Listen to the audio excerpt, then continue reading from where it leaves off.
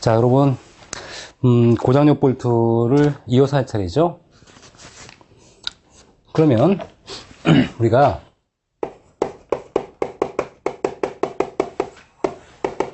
이 고장력 볼트를 우리가 HB라고 표현했어요.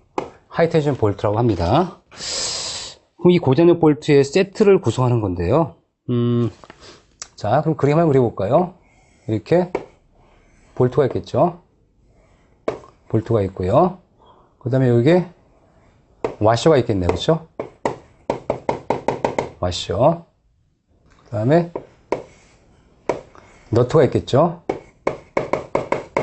그 다음에 여기 다시 와셔를 기본으로 해요. 그 다음에 여기 나사산이 좀 튀어나오겠죠.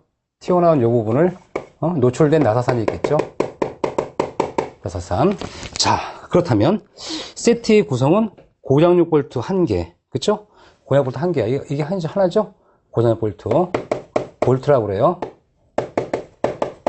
그 다음에 와셔, 그쵸? 2개, 너트 1개. 이게 기본적 세트라는 얘기예요. 그래서 이 조임 길이에 더하는 길이는, 조임 길이에 더한다는 길이는 너트 1개, 그쵸? 너트 1개에다가 와셔 2장 두께와 나서 피치 3개 합이라 그래요. 아, 그렇구나. 고장력 길이의 조임 길이에 더할 수 있는 길이, 조임 길이에 더할 수 있는 길이라는 것은, 우리가 너트 1개 포함해야 되죠? 근데 와셔가 몇 개예요? 와셔가 2개, 그쵸? 그 다음에, 나사 피치 3개. 나사 피치 몇 개? 3개. 그럼 이 조임 길이는 요거죠? 실제로 조임한다는 게 이거단 말이야. 그러니까 이제 조임하는 길이에 와셔 2장, 너트 하나, 나산 3개를 더한 것이 기본적으로 우리가 얘기하는 고장력 볼트 길이가 될 테니까 조임 길이에 요 길이에 더하는 길이가 뭐냐 그러면 와셔 2개, 너트 1개, 나사산 3개, 나사 피치 3개 합이다라고 할 수 있다는 거고요. 다만 이 토크 전단력 고장력 볼트 얘기했었죠. 토크 전단력이라는 것은 자, 이렇게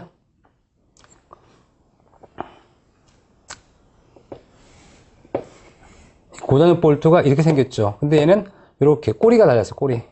꼬리가 달려서 조임할 때 나중에 떨어져 나갈 수 있도록 만드는 꼬리가 있죠. 꼬리. 보통 이 꼬리라고 그래요. 그냥 저는 꼬리가 있어서 탁 떨어져 나가는 거예요. 왜? 일정한 힘을 줘이면 떨어져 나가는 거잖아요. 그래서 우리가 이 토크 전단력 고장력 볼트의 와셔는 너트 측에만, 너트 측, 볼트가 있고 너트가 있잖아요. 요 너트 측이 있는데 너트 측에만 한 발 사용할 수 있도록 돼 있어. 너트 측에만. 그래서 우리가 이에 따라 토크 전단 고장력 볼트의 경우는 기준 길이에서 와셔 한 장 두께를 뺀 길이. 그러니까 와셔가 이제 보통 2개인데 하나만 있잖아. 그러니까 와셔 하나를 뺀 길이로 하겠다라는 얘기고요. 그 다음에 이 고장력 볼트의 조임 순서가 나와요. 이게 중요한 거예요. 조임 순서. 이 조임 순서가 중요한데요. 우리가 조임을 할 때는 변형을 방지해야 돼요. 이 변형을 방지해야 되니까, 그쵸? 중앙이 있고 주변이 있다 그럼 중앙부에 시작을 해서 이렇게 주변부로 가는 겁니다. 이렇게 해야지 이제 변형이 이제 작다는 얘기입니다. 그래서 그림 보시면 이제 중앙부에 시작을 해서 주변, 단부라고 생각하면 되겠네. 단부로 조여주는구나. 변형을 방지하기 위해서 이런 나온 거고요. 그 다음에 이제 마찰력 접합 시공 일반이 나와요.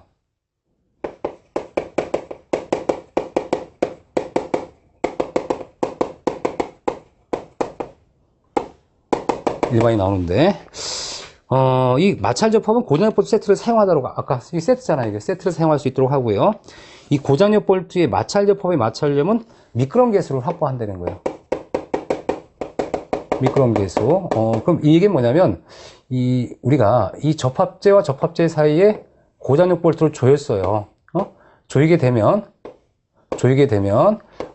이 고장력 볼트의 마찰력을 이용한다는 것은 꽉 조여주면 이 접합과 접합 사이가 마찰력을 일으켜서 미끄러지지 않도록 해야 되는 거니까, 그래, 우리가 미끄럼 계수를 반드시 확보할 수 있도록 그 어떤 가공 같은 게 필요하다는 얘기입니다. 그 다음에 이제 마찰면의 준비라고 그래요.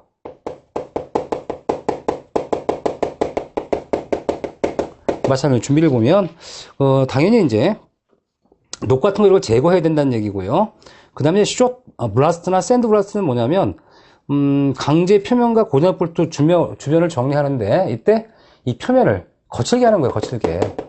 곱게가 아니라 거칠게 하기 위해서 이제 모래 같은 걸 강하게 이렇게 뿌려주면 어떻게 돼요? 표면이 반대반 하는 게 약간 거칠어지겠죠? 그래서 이제 이 마찰면을 충분히 우리 거칠게 하기 위해서 우리가 샌드 블라스트 같은 거 모래로 뿌려서 표면을 약간 거칠게 처리하는 이런 것들이 필요할 수 있다는 얘기고요. 그 다음에 또 녹 같은 게 생기면 안 되니까 녹도 불어내요. 녹이 좀 생겼어. 그럼 어떻게 돼요? 이걸 이렇게 모래 같은 거 강하게 불어주면 녹 같은 것도 이제 뭐 제거된다든가 하는 이런 효과가 있다는 얘기입니다.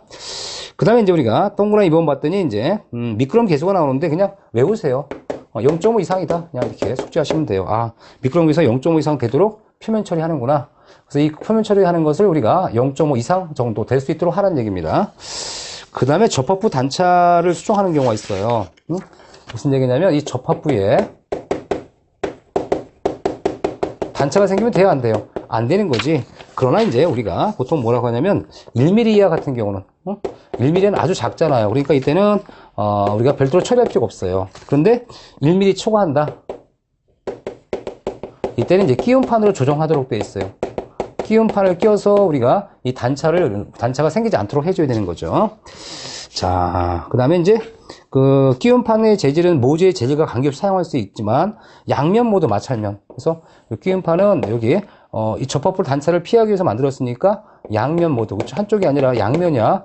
양면 모두를 처리해라. 양면 모두를 마찰을 익힐 수 있도록 마찰면으로 처리할 수 있도록 하는 겁니다. 양면이야. 우리 시험에 뭐로 나와? 한쪽 면만 해라? 아닙니다. 양면 모두를 마찰면으로 우리가 처리해야 되는 겁니다. 자, 그 다음에 이제 그 볼트 구멍이 어긋남이라고 있는데요.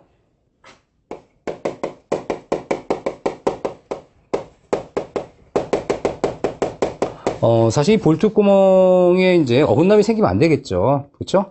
그런데 이제 그 볼트 구멍이 약간 어긋나는 경우가 있어요. 그래서 우리가 그 2mm 이하의 볼트 구멍이 어긋나면 리머로 조정할 수 있어요. 2mm 이하. 2mm 이하는 리머라는 걸로 이제 가심하는 거예요. 2mm 이하는 리머로 이제 조정할 수 있어요. 조정. 가심한다 그래요. 볼트 구멍이 약간 어긋났으니까 약간 가셔줘라 이렇게 얘기를 합니다. 리머로 수정할 수 있습니다. 다만 이제 2mm 초과할 때는 이제 협의하도록 되어 있어요. 2mm 초과할 때는 협의합니다. 구멍에 대한 어떤 어긋남에 대해서 요거 얘기하는 거고요. 그 다음에 이제 이 고력볼트의 특징이 중요한 거죠. 이게 중요한 거예요. 이게 별표 3개입니다. 고력볼트의 특징이다. 우리 시험에서 이게 나오겠지. 요거 가장 기본적으로 나올 수 있는 시험에 나머지는 뭐 아까 말씀 이런 시험에 나올 만한 건 아니고 그냥 이런 게 있다고 보시면 될 것 같고요. 자, 우리가 이제 고력볼트는 우리 풀림 현상이 거의 없다 그랬죠. 풀림 현상이 거의 없습니다. 그 다음에 주로 이제 마찰력을 충분히 일으켜서 마찰 접합이 가능하도록 이제 우리가 시공 과정에 이제 요구하기 때문에 마찰 접합이 가능하다는 얘기고요. 세 번째 이제 우리가 능률이 좋아요. 능률이 좋다는 것은 그 용접처럼 검사 방법이 복잡하거나 까다롭지가 않죠. 그래서 일정한 토크치를 요구한다든가 일정한 너트 회전법을 통해서 시공하니 결과적으로 용접이나 이런 거에 비해서 상대적으로 작업 능률이 좋다는 겁니다. 자, 이렇게 해서 이제 우리가 아주 가볍게 뭐 이런 걸 알아봤으니까 이 고력볼트는 굉장히 많은 어떤 내용들이 들어갈 수 있구나 생각하시면 될 것 같아요. 고력볼트는. 자, 그럼 고력볼트까지 공부했으면 이제 시공에 관련된 여러 가지 내용들이 제가 설명드린 거고요. 그 다음에 용접의 특성이 나오겠네. 용접. 여기까지는 고력볼트죠. 고력볼트. 자, 그러면 용접의 특성은 아마 이미 설명했던 겁니다. 이미 설명해서 이제 교과서에 나와 있는 장점과 단점을 한번 읽어보시면 될 것 같아요. 그래서 현재 여러분들 장단점은 이미 다 설명했지만 그래도 한번 확인해 보는 거예요. 첫 번째 뭐예요? 강성이 굉장히 크고 확보가 쉬워요. 그 다음에 중요한 게 이거지. 모재 결손이 있어요, 없어요? 모재 결손이 없었다는 거, 그렇죠? 단면 결손이 없었기 때문에 굉장히 좋다는 얘기죠. 자, 그 다음에 강제가 절약이 된대요. 왜 절약되는 거예요? 얘는 덮판 같은 게 필요 없죠? 덮판 없이도 시공이 가능하니 우리 강제가 절약이 된다는 얘기. 하지만 단점이 있어요. 단점 중에 하나가 이제 기능공 의존도가 높다 그랬죠? 좀 전에 아까 설명드린 의존도가 높다는 것은 나쁜 얘기예요. 그러니까 기능공이 제대로 된 사람이 들어오면 품질이 좋은데 어리버리하면 굉장히 힘들 수 있다는 얘기예요. 그 다음에 취성 파괴, 그렇죠? 너무 강도가 강하면 취성 파괴가 우려가 된다는 거. 취성 파괴가 꼭 생긴다는 것은 아니고 취성적인 파괴가 우려될 수 있다는 거예요. 강도가 고강도니까. 그 다음에